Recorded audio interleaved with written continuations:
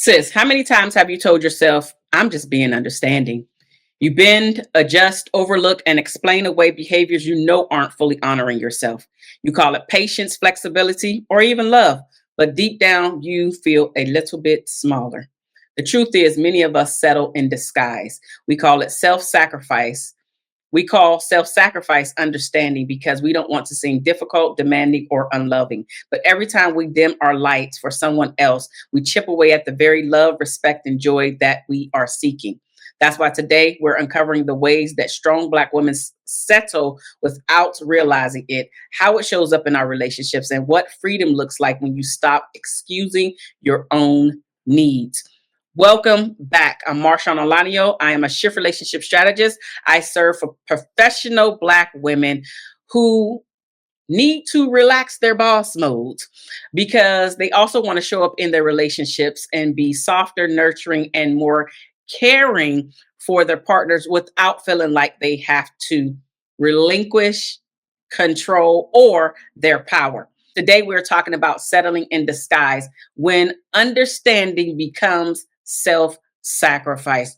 With that being said, let's jump into the first point where we are thinking about understanding versus over giving. Being understanding is different from constantly sacrificing your boundaries. We're not here to sacrifice boundary after boundary and still feel like we are who we say we are, who we portray ourselves to be, or who are we performing to be.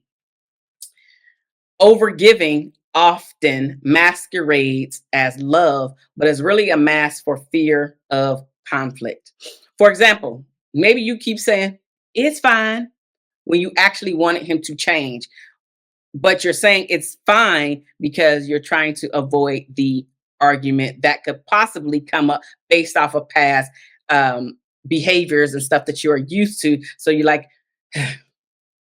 I am going to not say anything about this. I'm just going to say I'm fine because the past has told me when I open up my mouth to actually explain my own feelings, my own wants, my own needs, my own desires, it doesn't go well for me. What Psychology Today reports in 2022 study, 68% of women report staying silent about needs and relationships to maintain the peace. That's a big number. 68% of women in your romantic relationship with the partner that you're saying that you want to be with and or that you have said I do to, you're deciding to stay silent to maintain the peace. Here's what I'll say. A lot of this has to do with us not slowing down enough to make better choices in partners. I've said it before, we cannot continue to point the finger at the other person, although there is some blame over there. A lot of it has to do with us not doing our own inner work. And when we fail to do our inner work, we attract where we are at. If we have low self-esteem in an area or areas, best believe the person that you are attracting has low self-esteem himself in an area or two or more, right? So you attract where you're at. You attract the way that your belief systems are. There are similar belief systems to the person that you are attracting. With that being said, we want to do things differently. That's actually why I created this quiz. It is a tool for you to understand the patterns that keep showing up in your life, that keep showing up on the dating scene, that keep showing up in the people that you decide to say, yes, I want to be in a relationship with this person. And then there is a breakup that is occurring. It's because those patterns, those old things, the baggage that we keep bringing into our relationships. The tool is a quiz. It is called What's Blocking You from Being Soft in Love. There is a link in the description box as well as in the first comment, depending on where you are watching this or listening to this from. But I highly recommend that you take this quiz because, again, it's not only going to break down what your softness archetypes are, it's also going to send you over a 3-page action plan. So not only are you taking what you're learning from the quiz, you're also able to put in play in action the things that now, you know what, I saw this is my area of weakness. This is my archetype, what's blocking me from being in love. when I took the quiz. Now the action plan is giving you some actions to take, to put into place, so you can start being better in the area that is really crippling you in your relationships and not being able to get to the next level. Don't be a part of the 68% of women that are just staying silent about their needs, specifically for their romantic relationship, just to keep the peace. It's never going to work out for you in the long haul, on the long haul, in the long haul, on the whatever. It's not going to work out for you. There's also the cost of excusing the bad behavior that keeps happening over and over again. Making excuses for his behavior trains him and your own expectations. Making excuses for his bad behavior only trains him to continue to do said bad behavior. And of course, once we are used to bad behavior, what does it do? It escalates. It continues to be worse and worse and worse until finally we said, I had enough. But why even get to that point? Stop excusing bad behavior. Stop sweeping it under the proverbial rug and actually enforce the boundaries that you created. If you have not created said boundary off of the particular thing that's happening right now, now it's time to have a face-to-face adult conversation to say, hey, I understand that this happened. I was really disappointed. I was really pissed off, whatever your verbiage is, right? Say that. But then also say, I would really like, give them a solution. I would really like it if you do ABC. Now, just because you introduce a solution does not mean that the party, your partner in this case, is going to automatically say, yes, let's do that. I actually, you know what? That works for me. Now they might, and that's great. But if they don't, it actually is not so much about you. It's not so much about them going along with your solution. What it is most people, when they go and complain, that's the only thing that they do. They just go and complain. What they fail to realize is they would get better results if they actually complain. Yes, I'm still saying complain or speak up for the thing that you're asking them to stop doing. Yes, absolutely. The part where people fail is that they only go with the complaint. They forget about the solution and or the potential for a solution. So when you go and say, this would happen, I didn't like this, it made me feel ABC, I would like it when you do blah, blah, blah. I would like it when you do is the solution. Keeping in mind that it doesn't mean that they're going to go along with your solution. But what it does do is that it opens up the door for the two of you to continue to have a conversation about what works for the both of you and how to stop said behavior that you were complaining about from happening over and over again. Now, pro tip, here's a pro tip right here. This is like advanced level in your relationship when things are going well. Because this is something new, it's a new behavior that you want to turn into a habit. It's going to take them a while to master it. So we have to be able to give them a grace period to implement said action that the both of you talked about and for it to stop occurring over and over again. He might slip up the next time and not even think about it, right? So there has to be a grace period put in place once you say this is, I didn't like ABC. The solution, I would like for you to do ABC, whether they say yes or come back and say, no, I don't like that at all. How about I do, right? It's really to help the two of you have another tool to decrease the arguments, to decrease the misunderstandings, to decrease the sweeping things under the rug. So the resentment is starting to build up because we're not taking care of these things. It reduces the amount of arguments that you're having specifically about this thing. And then once you master this, you'll notice that your relationship is even more smooth because once you master a skill, you can use it in different parts of your relationship. It's not for you to know about it and master it just for this one thing.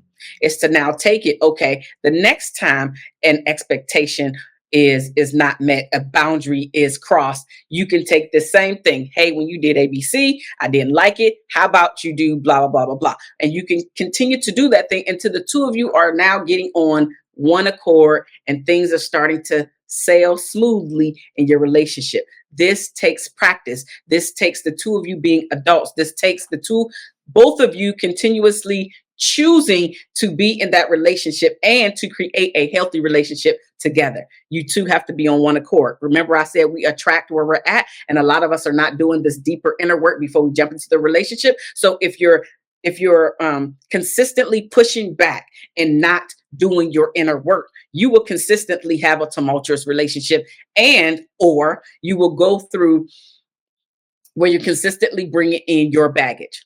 And I'm saying you, but it could be your partner too. Because if both of you are not on your healing journey, if the both of you are not or neglecting to do your inner work on your own as well as together, right?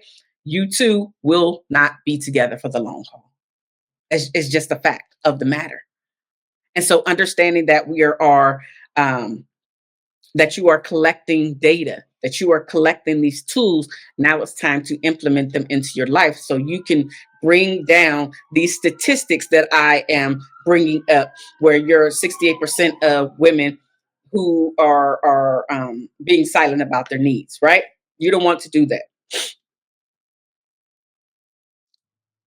Studies show patterns of repeated excuse making are linked to lower relationship satisfaction over time. So the more that you make excuses for your partner, the more that you are like picking up the bag, if you will, for him, because you're tired of explaining the same thing to your friends and family about the same habits and behaviors that he's doing that doesn't make the two of you look good as a couple together, as well as him having the best for you in mind.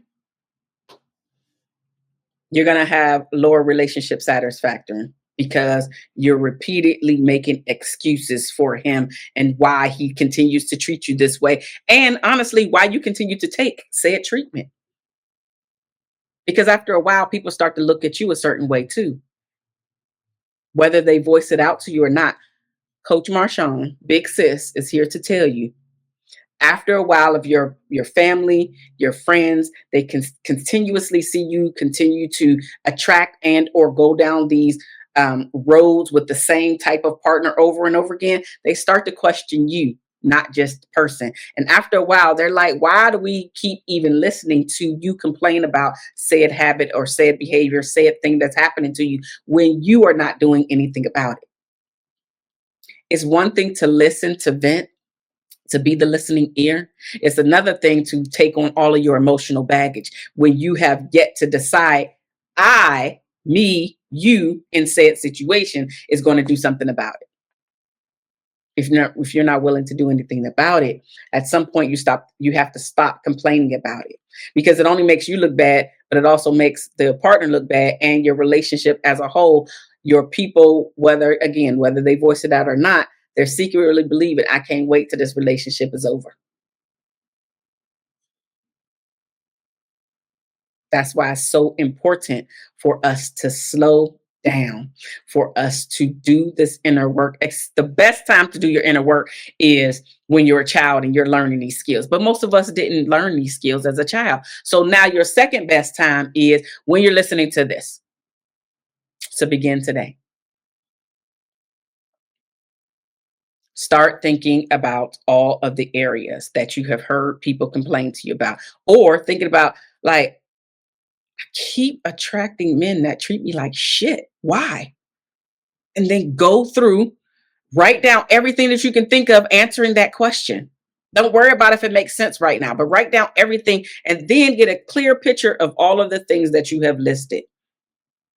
And after you have a clear picture of all the things that you have listed, now you can see what not to do and or what not to accept from people when they come into your life. You've given yourself a blueprint to say, I'm going to do things differently. Okay.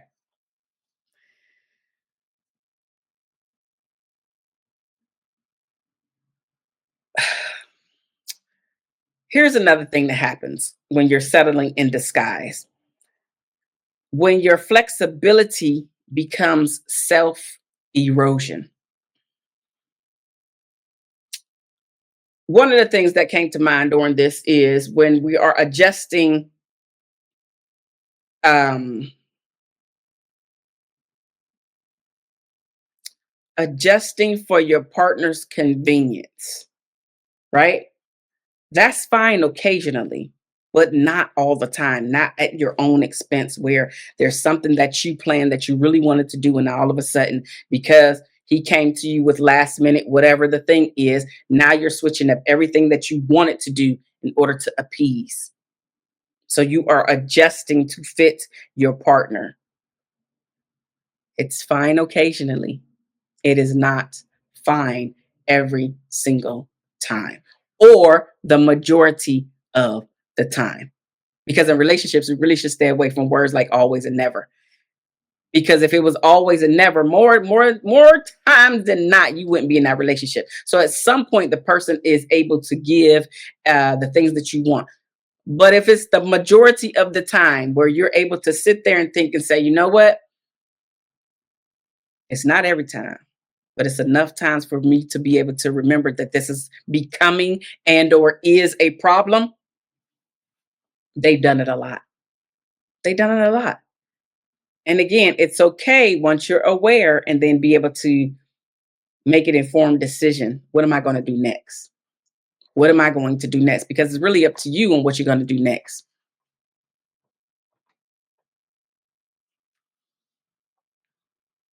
We justify staying small. This is another way that we are settling in disguise.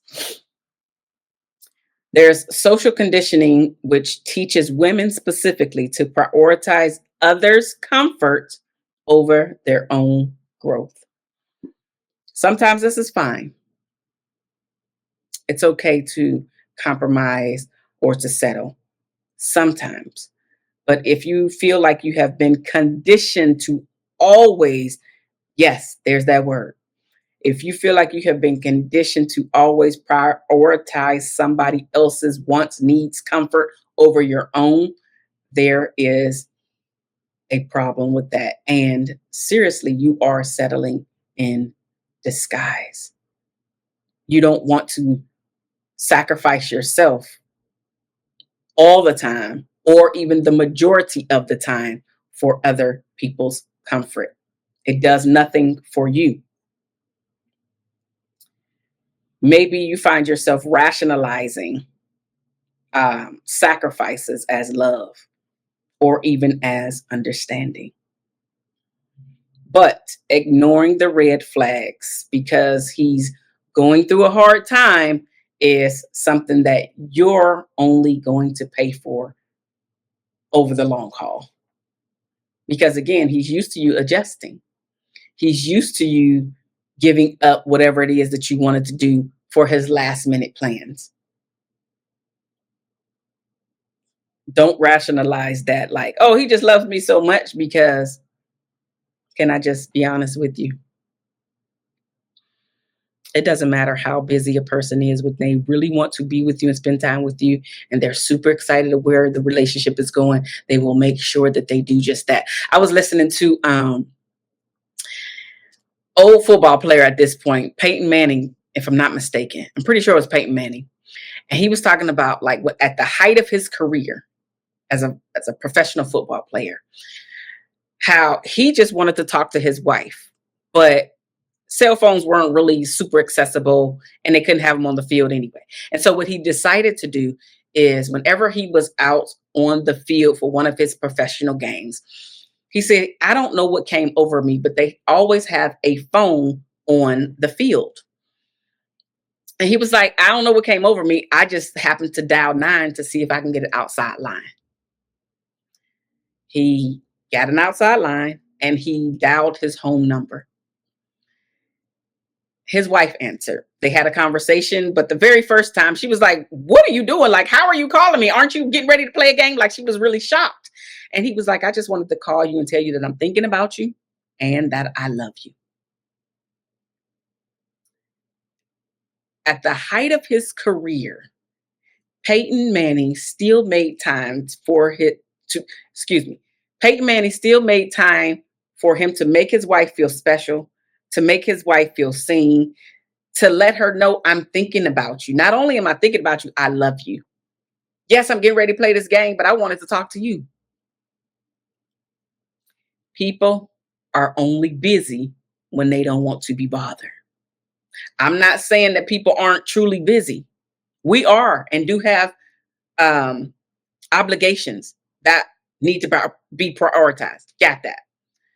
However, comma, when you're with someone that wants you, that likes you, that wants the relationship to move forward, even if you know that they have a busy schedule, they will carve out 5 minutes of their time. They walking into a building. They're getting ready to go to the bathroom. They're leaving a meeting, right? They will make time to say, you know what, I only got a few minutes, but I was thinking about you. I just wanted you to know that I love you. I just wanted you to know that I was thinking about you. I just want you to know that I'm confirming the plans. I'm so excited to see you. When somebody is into you, they will show you that they are into you, and there will be no guessing that they are into you, including in your relationship, not just in the dating stages of what I'm talking about. This is including in your relationship. Black women are more likely to report being socialized to put others' needs first. We're socialized, we're conditioned by our ancestors, by society, by some of the pressures that we're putting on ourselves, by being in toxic relationships and not dealing with and understanding your worth and continuously building up your self-esteem, continuously building up your self-worth, going to and or investing in things that are going to make us better, specifically for our relationships. Because we don't have a problem investing in other things. We don't have a problem investing in the stock market. We don't have a problem investing in real estate. We don't have a problem investing in our education. We don't have a problem investing in the way that we look, our outer body, whether it's our physique, like working out, exercise, and or clothing, hair, nails, etc. We don't have a problem with all of the aesthetics. What I find is that when it comes to investing in getting to the next level in our love lives, a lot of us have a lot of pushback. But it's just like anything else. If you don't have the answers on how to get ahead in your career, what did you do? You went to school and got the schooling, and then you got the job, and then you have a mentor on the job.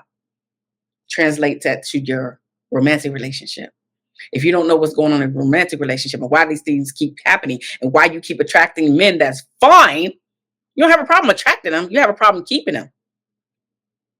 A lot of that is because you haven't invested in doing the inner work. Investing with a coach that's going to help you to cut out 15 to 20 years of reading a whole lot of books. Now, I'm not knocking books because that's where I started. If you need to start in books, start in books. If you need to start in courses, start in courses. But the best and fastest way to get to the next level in your relationship and open up your eyes so you can see the blind spots is to work with a coach. Maybe it is going through therapy. Maybe it is going through a counselor. Maybe it is sitting down with a couple or couples that you know can give you some real marriage advice, relationship advice, because you notice that they have a healthy relationship. I'm not saying that everybody is qualified just because they're in a relationship. What I am saying, though, is look for qualified people that have your best interests at heart, that are helping you get to the next level. And when you do that, you will notice that your beliefs about relationships, your beliefs about love, your beliefs about yourself, the confidence in yourself, your self-esteem, all of those things rise up exponentially by having the right people in your ear, by reading the right things, by intentionally taking the actions that's going to get you ahead. Another thing about settling in disguise, guilt. Guilt keeps you compliant. Guilt convinces you to ignore your needs. Guilt helps you to think that breaking the patterns starts with noticing when guilt is controlling your choices. Breaking the pattern starts when you notice when guilt is controlling your choices. Like, for example, like feeling bad for asking him to contribute to the household chores. Now, obviously, this is if the two of you live together and maybe you've gone past the whatever stage that gets you into the house together. Let me just leave it like that, because for some people, it's completely different than others. Okay, moving past that. You feel bad with asking for help, not realizing that if you don't ask for help today or don't set the standard that you need help, that In order for this relationship to work, for the two of us to be in it, and for both of us to be happy with being in this relationship, it needs to go a certain way. Instead of you feeling like, I need to voice this, you're like, no, I'm going to take it on. I'm going to figure this out. When in fact, nobody's saying that he has to help you per se. Okay. What I mean by per se, maybe when you take the conversation to him, he's like, you know what, cleaning is not my thing. I don't want to clean. How about we hire someone to come in X amount of days to make sure the house is at the standard that you want it to be at? Does that work for you? That's still giving you help. Might not be what you were thinking, because maybe you wanted to clean up and laugh and joke and play around. Maybe you saw your parent or another couple doing this when they clean up the house together. But maybe that might not work for the both of you in your relationship. And that's why I think we get messed up at, right? Let me close this door. He's giving you help in some type of way. It might not be the way that you thought or want it to be, but it's still help in some way. It's the reframe. But don't keep yourself silent, because you will be overworked, complaining. Resentment is going to start to build up. You're going to be frustrated about him. You're going to be frustrated about the relationship. And everything that you see from your lens when it comes to him will be negative. All because you made a choice to shut this down. You have to be willing to still speak up and ask for the things that you want, need, and deserve in your relationship. It doesn't mean that 100% is going to work out, meaning that it's going to go the way that in your mind you believe that this thing should be happening. But ask yourself, is it happening? Or are you still complaining? Are you still longing for the thing to work, to unfold? So it's just a matter of how we are looking at these things to reframe it. But do not continue to stay silent just for the sake of keeping the peace. There is a way, like your tone matters, the timing matters, all of these things matter, but it doesn't mean stop talking. It doesn't mean stop bringing the things that are hurting you, hurting your relationship to your partner's attention. You still should bring it to their attention, but you do have to get better at your delivery. That's a different story. Moving on. Do not let guilt keep you compliant. 71% of women say guilt prevents them from expressing their boundaries. Don't do that. Don't do that. Be a part of the 29% that are speaking up, that have higher relationship satisfaction. 35% of couples have higher relationship satisfaction just by speaking up and asking for what they need in the relationship. And then there is small wins, practicing these small wins so you stop settling in disguise. And one of the ways to do that is just to start by asking the small things to be respected. That's a whole nother video, because respect looks different for each person. However, if you have a conversation on specifically what respect means in your relationship, the both of you can really look at things differently and continuously start to respect the small things and one another, and have a more seamless relationship. Being understanding doesn't have to cost you your joy, your time, or your peace. Settling in disguise is a pattern, baby, but patterns can be broken, my sister. If you're ready to stop excusing less than you deserve and start loving with clarity and boundaries, take my quiz. What's blocking you from being soft in love? It'll help you to uncover those hidden patterns, keeping you from the love and the intimacy that you truly want and deserve. I love you guys, and there's nothing that you can do about it. I thank you so much for being here. Next week, we talk about another interesting topic. So come back next week. I will see you then.